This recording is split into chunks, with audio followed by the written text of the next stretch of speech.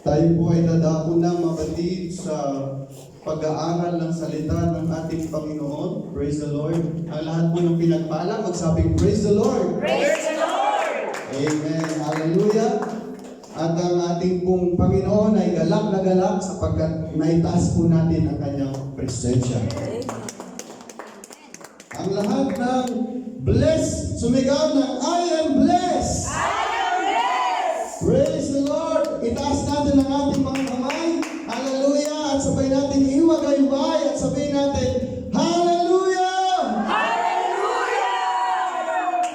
Hallelujah. Praise the Lord. Sa walang pagtatagal, tayo po ay dadako na po sa salita ng ating Panginoon. Praise the Lord. Amen. At ating pong in-acknowledge ang ating pong mga visitors. Thank you kay Sister Norma. Praise God. At sa ating pong special guest, siyempre ang ating pong Panginoon.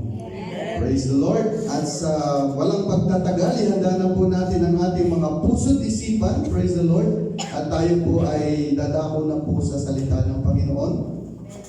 At kung meron po kayong Bible, ay makipagbuklatan po kayo sa akin sa Matthew.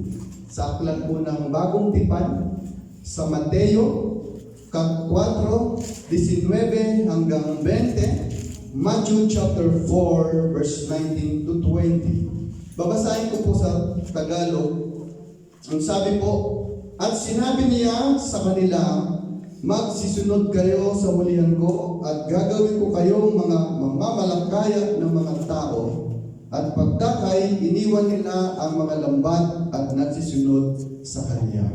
Praise the Lord. Tayo po'y manalangin. Dakila ka sa langit, ikaw po ang Diyos ng mga Diyos, Hari ng mga Hari.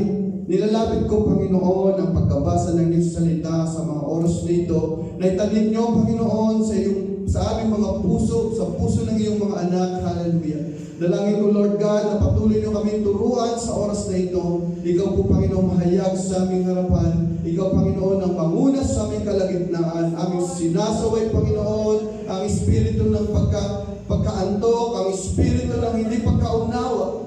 Aming ginagapos ang gawa ng kaaway sa pangalan mo, Jesus. At pinapakawalan namin ang espiritu ng pagkaunawa. Pagpalain niyo ang iyong mga anak sa oras na ito, sa pangalan ni Jesus, lahat po'y magsabing Amen. Amen. Praise God. At bago ka pumuli, tapitin mo ang iyong katabi sa likod sa harap. Sabihin mo, I'm glad you are here. I'm glad you are here. I'm glad you are here. I'm glad you are here. Glad you are here. Praise the Lord. Praise the Lord. At malaya na po tayong makakaupo, mga kapatid. Praise God. Welcome din pala kay Sister Nilong, nakita ko, at Sister Gemma. Praise God. Praise the Lord. Yung mga bisita nyo, hindi nyo na i-follow up yata, mga kapatid. Praise the Lord. At sa tanghali pong ito, tayo po ay mag-aaral at bibigyan po natin ng pamagat ang mensahe sa oras na ito na be an effective soul winner. Naituro po natin ito last Thursday about soul winners, and sa oras po ito, mga kapatid, ang mensahe ay direksyon ng ating Panginoon na may salitang be an effective soul winner. Sabihin mo, soul winner. Soul winner. Effective means, ang ibig sabihin, sabi ng Merriam-Webster Dictionary, is a successful in producing a desired or intended result. Ibig sabihin, kapag effective, ito po ay successful in producing. Kapag ikaw pala ay effective, meron kang ipinoproduce na successful at ito ay merong intensyon o intended result. Everybody say result. Result. At ang soul winning, kapatid, is a preaching the word of God, giving someone an opportunity to give their lives to Christ and save them from going to hell. Ito pala ang soul winning, kapatid, ay isang paghahayag ng salita ng Panginoon upang ibigay sa mga tao at opportunity na ihayag ang salita at iligtas sila mula sa kapahamakan at idala kay Kristo. Amen. Napaka halaga mapatid ng soul winning. We know Jesus is coming very soon. Yes. Sign of His coming mapatid is appearing all around us. Now is the time to be caught off guard. Ito na po yung panahon na hindi na po tayo yung off guard, yung pagpapawalang bahala, kapatid. It's time to get prepared. Ihanda na natin ang ating mga sarili sapagkat malapit na pong babalik ang Diyos. Sino po ang mga born again dito magsabing praise the Lord? Praise the Lord! Ang lahat ng born again, ito po ang mensahe ng ating Panginoon, be an effective soul winner. Ang sabi po ng Matthew chapter 24 verse 34 to 35 says, katotohanan sinasabi ko sa inyo, hindi lilipas ang laing ito hanggang sa maganap ang lahat ng mga bagay na ito. Ang langit at ang lupa ay lilipas, dadapwat ang mga salita ay hindi lilipas. Heaven and earth will pass away, but His word still remain. Amen. Kaya mapatid, ang sabi ng Biblia, lahat mangyayari, lahat magkakaroon ng lindol, sakuna, maraming mga mangyayari sa mundo, ngunit ang salita ng Panginoon ay hindi mawawala. Malapit na pong babalik ang Panginoon, kung kaya ang Diyos na mismo nagkatawang tao at Siya po ay nag-utos sa atin na tayo po ay mag-soul win. Amen. Soul winning is the heartbeat of God. Ito po yung tibok ng puso ng ating Panginoon. Winning the lost is the very heartbeat of God. All of His plans and purposes from the beginning of time up to His very hour have centered on man's redemption. Magmula noon hanggang ngayon, mapatid, ang sentro ng focus ng ating Panginoon ay magligtas ng mga kaluluwa. Gusto ba natin mga kapatid maging part ng pagtatrabaho sa ubasan ng Panginoon na makapag-soul win? We must be at work to fulfill the vision of winning the lost and making disciple of new converts. Amen. Sino po naka-attend ng Bible study last Thursday? Amen. Ito po yung ating pinag-aaralan last Wednesday is napakahalaga at napakagandang mensahe ng Panginoon para mabuksan po ang ating isipan na kailangan nating maging effective soul winner. Ang huling habilin ng ating Panginoon, Siya po'y nagbigay ng utos bago po Siya umakyat ng langit. At ang sabi niya sa Matthew 28:19, go ye therefore and make disciples of all nations. Humayo tayo mapatid at gawing alagad ang lahat ng bansa. Turuan natin mapatid sila ng salita ng ating Panginoon at bautismuhan natin sila. Dahil kailangan pong mabautismuhan ang mga hindi pa nakakaunawa ng salita ng Panginoon para sila'y maging tuluyang disipulo ng ating Panginoon. The Christian in the New Testament were everywhere preaching the word. They obey the mission. Sabi ng Bible, sila po'y nagsipangalat, nagsipaglakbay at ipinangaral ang salita ng Panginoon. Acts 8:4. We need to change our priorities. Kung ang ating priorities ngayon, mapatid, ay magpayaman na magpayaman, hindi na po ngayon ang time, mapatid, daunahin natin ang ating priorities. We need to prioritize, mapatid, ang ating mission sapagkat ang pagbabalik ng Panginoon ay malapit na malapit na. Hindi na natin madadala, mapatid, ang kayamanan. Minsan ang kayamanan ay nagpapalayo sa atin sa presensya ng Panginoon. Ngunit hindi ko naman sinasabing huwag tayong magpayaman. Dahil ang kayamanan, kapag ginamit natin mapatid sa kabutihan, ito'y marami pang magagawa sa ubasan ng ating Panginoon. We need to change our priority, mapatid. Kung tayo ay, ang ating focus ngayon ay gusto lang natin magliwaliw sa sanlibutan, hindi na po ngayon ang panahon para tayo ay magliwaliw. Ito na po ang panahon para tayo magtrabaho sa ubasan ng Panginoon sapagkat malapit na po siyang babalik. Sino po ang handa ng sasama sa Panginoon kung siya'y babalik ngayon? Amen. Hallelujah. Kung siya'y babalik ngayon, we are proud and excited. Lord, here I am. Salamat, Panginoon, at ako'y nakapaglingkod sa iyo. Ngunit isang kakilakilabot sa isang Kristiyano ang hindi sumunod sa mission ng ating Panginoon. Ang mission natin dito sa mundo, kapatid, is to soul win.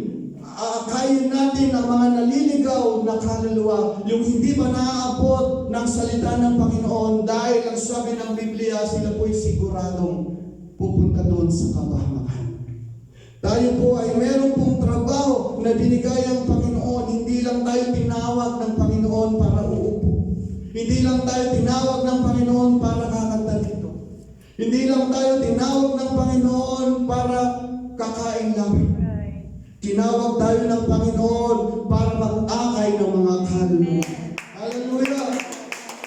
Madami ang uhaw sa salita ng Diyos, ngunit kapatid, hindi natin naaabot ang mga kaluluwa.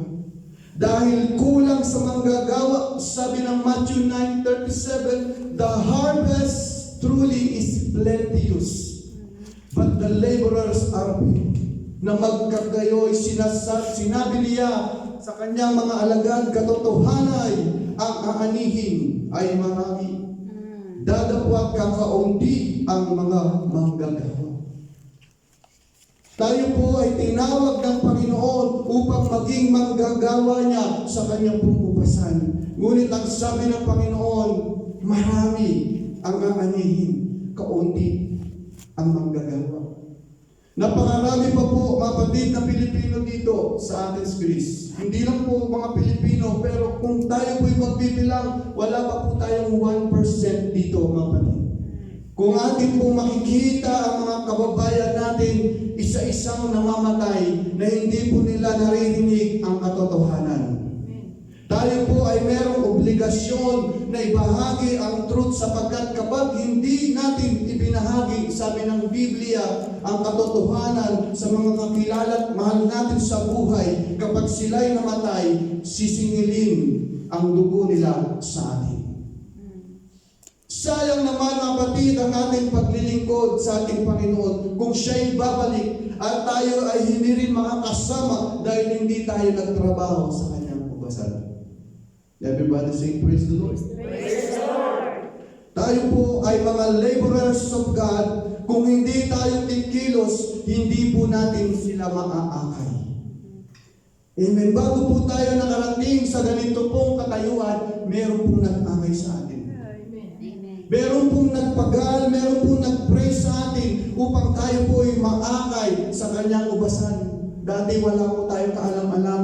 Meron palang salita ang Panginoon sa Biblia na dapat namin malaman. Akala natin mapatid, dadalo lang tayo sa simbahan at magtitirik ng kandila, uuwi, tapos na, tayo po ay banal na. Hindi po ganon ang gusto ng Panginoon. Gusto ng Lord, malaman natin ang katotohanan upang lalaya tayo sa katotohanan. Be an effective soul winners. We must have a burden for others. Kung tayo po ay makakapag-akay, dapat magkaroon tayo ng burden. Magkaroon tayo mga kapatid na puso na ating pong nararamdaman ang kaluluwa nila ay mapupunta sa impyerno. Kaya dapat natin silang akayin sa kaharian ng Panginoon.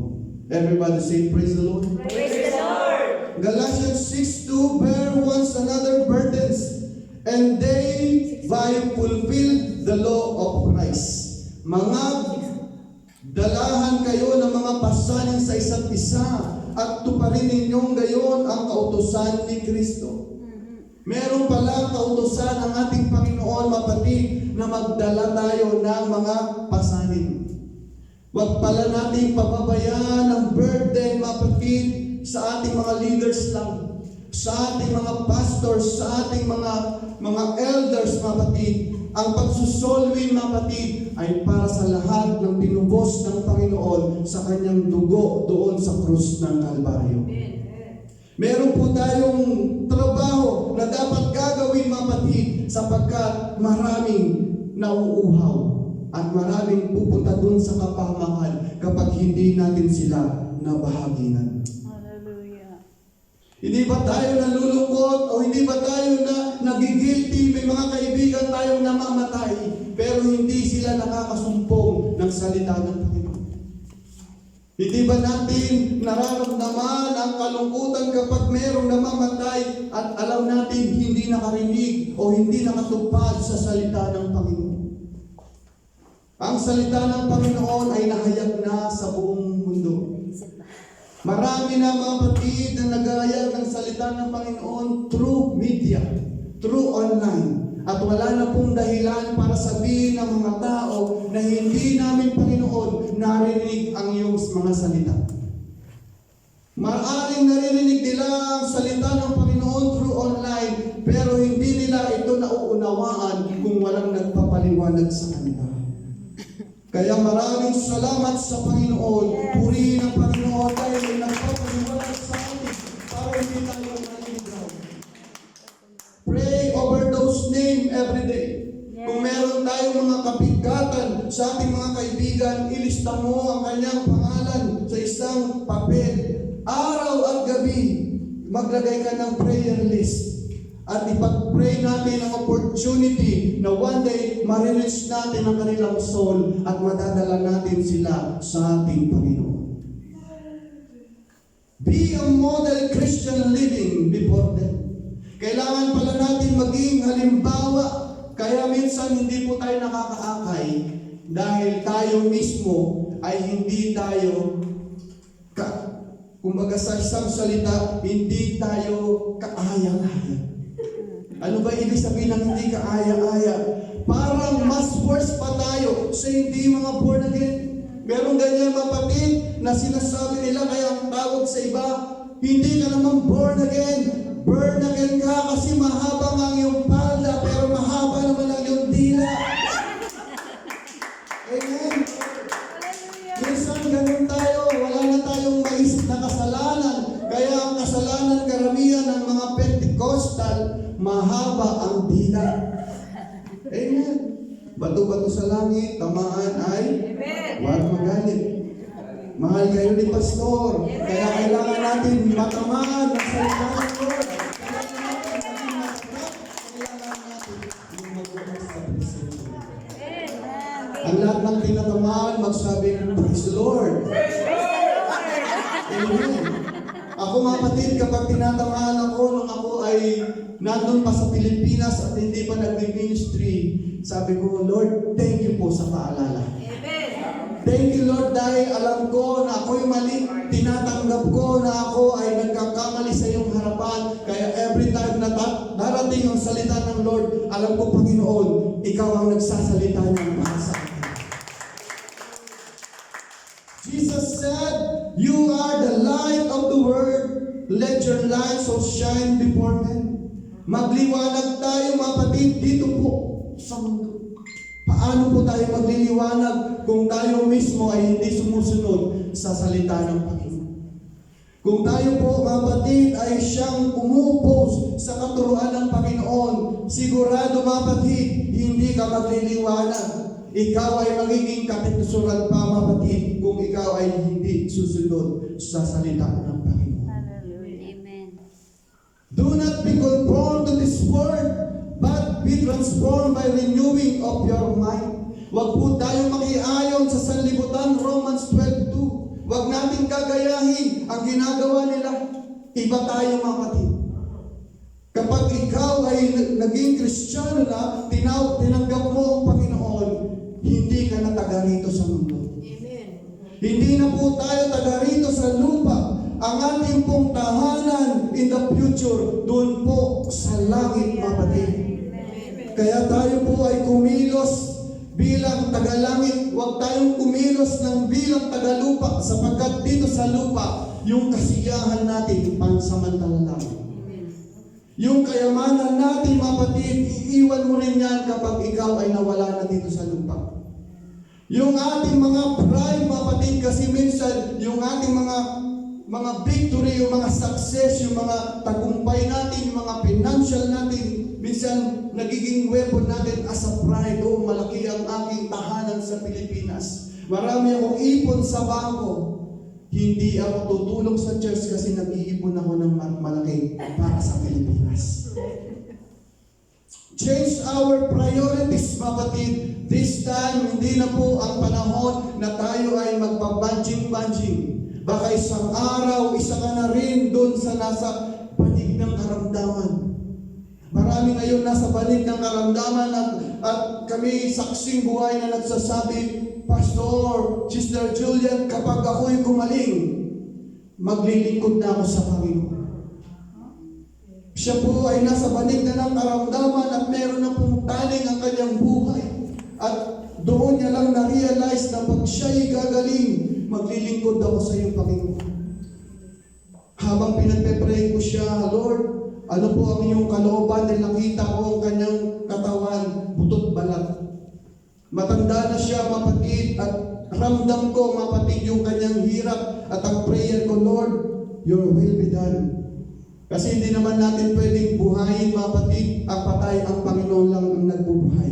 Hindi natin pwedeng pagalingin ang may sakit, ang Panginoon lang ang magpapagaling ang may sakit. At kung habang pinagpe-pray ko, mapatid, naramdaman ko na siya po ay hirap na. Sabi ko, Lord, your will be done. At nung siya po ay pinagpe-pray ko, mapatid, siya po ay nakakaramdam ng kaginhawaan sapagkat every single seconds, masakit ang kanyang mga laman, mga katawan. At ang sabi niya, Lord, pag pinagpe-pray ko daw siya, nagiginhawaan siya. Nararamdaman niya yung kaginhawaan, pero ang Diyos ang nagtatalaga ng buhay natin. Kaya yung time na yun, mapatid, siya po ay nagpa-pray, pinatanggap ko sa Panginoon. Pero mas maganda sana kung yung pagtanggap niya may kasabay na pagsunod. Yes. Yung pagpapabautismo. At siya po ay tumanggap sa Panginoon, mayroon siyang luha. Payat na payat, mapatid, butot, balat. At kinausap kami ng doktor, ang sabi ng doktor, 3 araw na lang yung mabubuhay. Alam ko sa puso ko, mapatid, na tinanggap niya ang Panginoon at ginamit niya kami, pero ang sabi niya, ang isang nakakalungkot, lumakas lang ako, magsisimba na ako.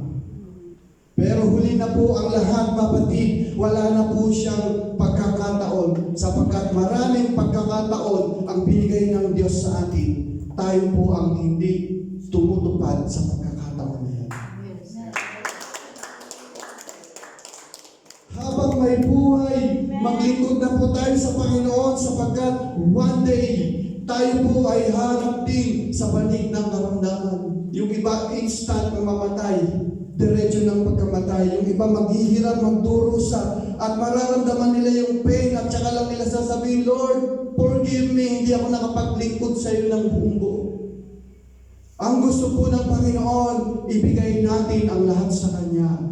Give them all to Jesus. Ibigay natin ang lahat, kaya nga may awiting, I surrender all. I-surrender natin ang lahat sa Panginoon. Kapag sinabing lahat, pati yung ating ego, pati yung ating pride, mapatid, iso-surrender natin sa Panginoon. Huwag natin sasabihin, mas matalino ako dyan sa pastor na yan. Hindi ako makikinig.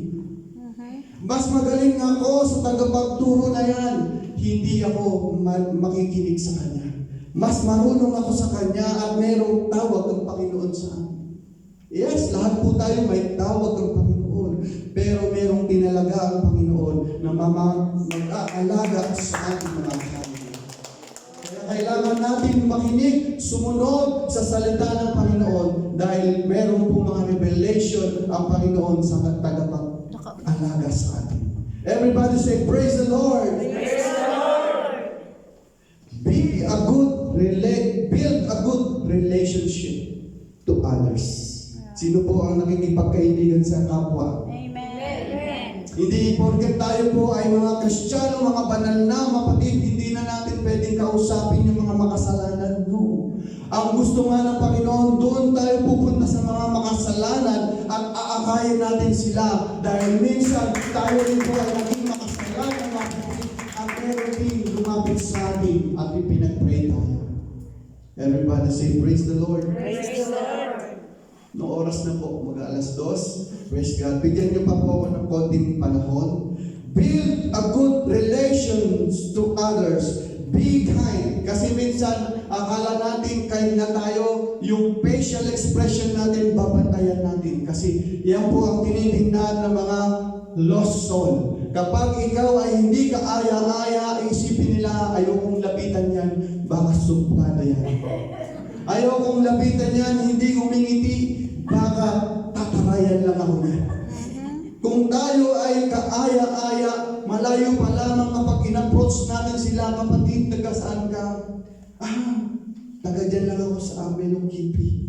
Dyan sa Argulidos, malapit dito sa church nyo.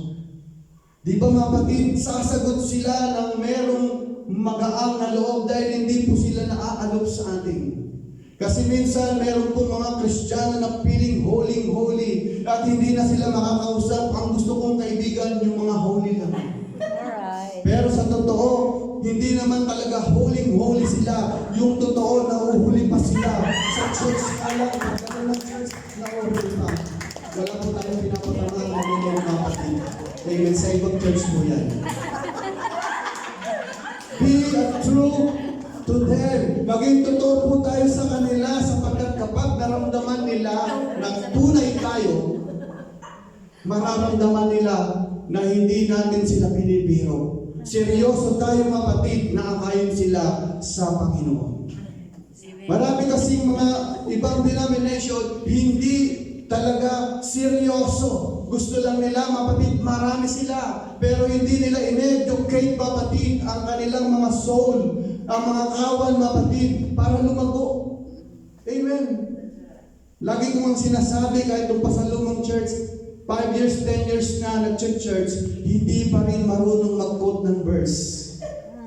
Wala pang alam ng versikulo. Tatanungin saan ka nag-church? Ay, born again Christian ako. Wow, nakaka-bless. Bigyan mo nga ako ng verse para ako ay matuto sa salita ng Panginoon. Ay, tatanong ko kay Pastor. Yung verse na sinasabi ni Pastor kasi lagi lang ako nakatingin pero hindi naman pala ako nakakaunawa. Ang tinitingnan ko lang pala pagkatapos ay mukhang chicken na si Pastor. Amen. Be an effective soul winners. Kailangan nating malaman ang gospel of Christ. Kailangan nating magkaroon ng salita ng Panginoon sa ating puso. Memorize verse. Naniniwala ako mga kapatid, lahat ng narito na nabaptize, walang hindi nakaka-memorize ng verse. Amen. Dahil tayo po ay na-disciples, alam natin ang salita ng Panginoon. Ang kadalasan pa nga kapag nagsusolve tayo, alam nyo yung Mark 16:16. Mark 16:16. Sino po nakakaalam? Hallelujah. Ang sumampalataya. Ang sumampalataya at mabautismuhan ay Maliligtas. maliligtas. Dadapot ang hindi Sumampalataya. ay Parurusahan. parurusahan. Amen. Yan po yung mga important verse para po tayo makapag-soul win. Sapagkat kapag wala kang versikulo, paano mo sila sisirahan? Napaka-importante ng mga verse na ito. Bigyan ko po kayo ng mga versikulo na dapat pilitin natin sa uluhin. Romans 3:23. Amen. Romans 3:23, sapagkat ang lahat ay Kasala. nangagkasala nga at hindi nakakaabot sa kaluwalhatian ng Diyos. For all have sinned and come short of the glory of God. Romans 3:23. Kapag may nakita tayo sa ating daanan, hello sister, alam mo ba mabuti ang Diyos? Talaga? Bakit siya'y mabuti? Kasi dati akong makasalanan, pero ako ay nilinis ng ating Panginoon.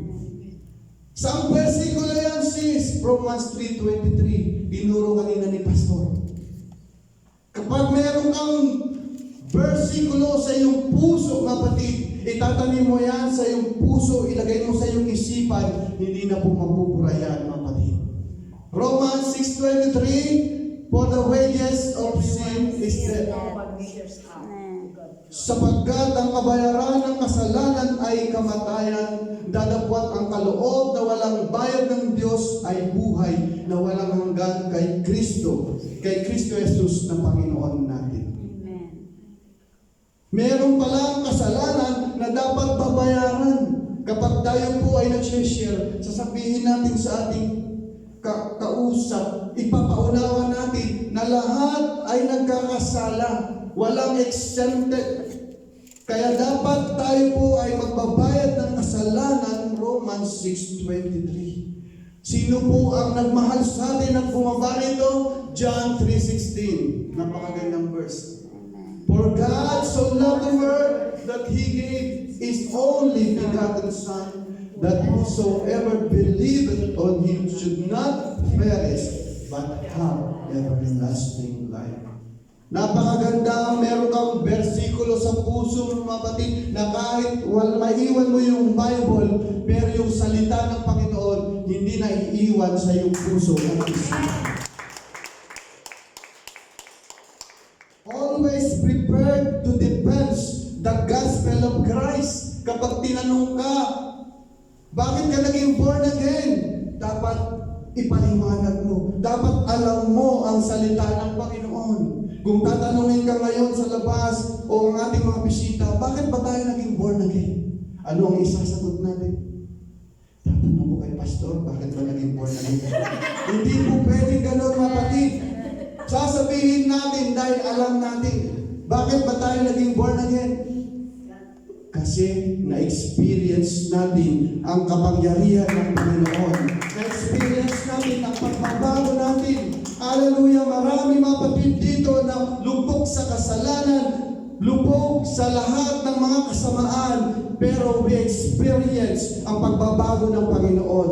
Dahil siya'y buhay, mapatid, siya'y totoo, nagbabago ng mga taong naliligaw.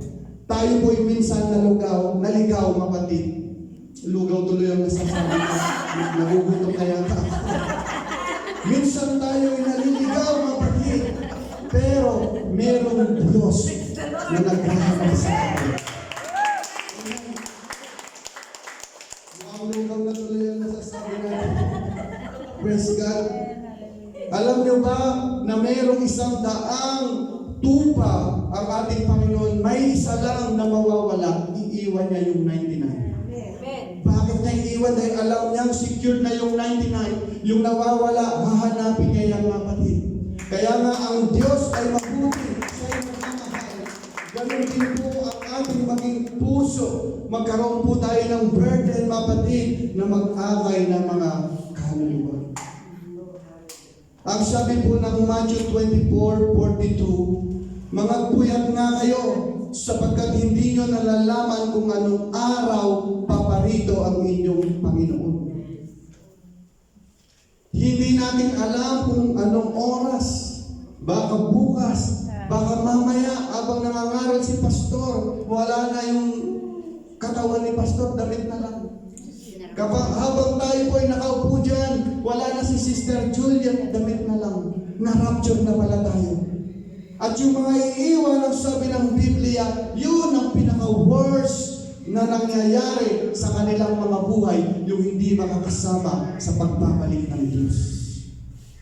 Everybody say, praise the Lord. Praise the Lord. Soul winning is our mission for Christ. Let's make it action. Kailangan po natin kumilos, kapatid. Be ready, be prepared. Fix our spiritual life, kapatid. Maging halimbawa tayo sa mga sanlibutan. Maging tunay tayong Kristiyano, ipakita natin hindi lamang paglinggo. Ang pagiging Kristiyano, kapatid, ay araw-araw na buhay. Kaya nga, merong isang po, soul winning is not for pastor, elders, leaders. This is all who are Christian saved by the blood of Jesus. So hindi pala exempted kapag hindi ka pastor, kailangan mo rin mag-akay ng kaluluwa. Last Sunday, meron po tayong 7 visitors. Kapag may 7 visitors pala tayo, parang dumadami na tayo. Kapag ang bawat isa mapatid, meron pong burden, meron tayong kaunawaan, kapag hindi ka pala nakapag-akay, darating ang time kung yung kaibigan at kakilala mo, hindi mo nagawa ng paraan, akayin o sharean. Ang kanyang kaluluwa kapag siya'y namatay, sisingilin sa ating mga dugo. Do our part and let God do the rest. Gawin lang natin mapatid ang ating part, bahala na po ang Panginoon na siya po ang ikilos. Sa ating pong pagtatapos mapatid, be an effective soul winner.